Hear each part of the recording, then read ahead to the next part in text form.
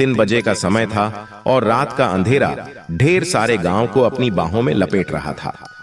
गांव में एक पुराना हवेली था जिसे लोग रात के समय चौंकाने वाली कहानियों के लिए जानते थे। वहां एक रात एक युवक नामक राज ने अपने दोस्तों के साथ एक डेरा बनाने का निर्णय किया। हवेली के अंदर चुपचाप पहुंचकर उन्होंने वहां कुछ बूटलें और कंदीलें लाईं। बूटलों की रोशनी में हवेली का माहौल कुछ अलग ही था। जब राज और उसके दोस्त हवेली में घूम रहे थे, तभी वे एक अजीब सी आवाज सुने। वे सभी रुक गए और कान लगाए।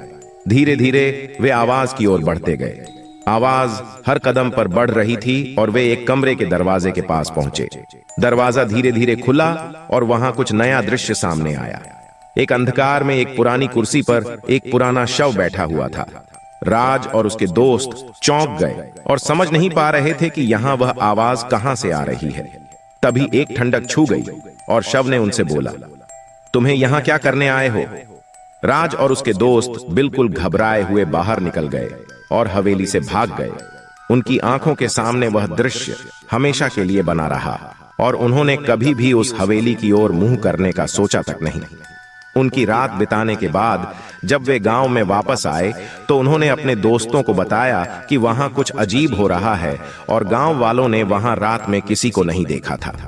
इसके बाद से हवेली के पास से गुजरने वाले लोग रात में धीरे धीरे वहां नहीं जाने लगे, क्योंकि कहानियां अब भी गांव में बसती रहीं कि रात को वहां कुछ अजीब होता है।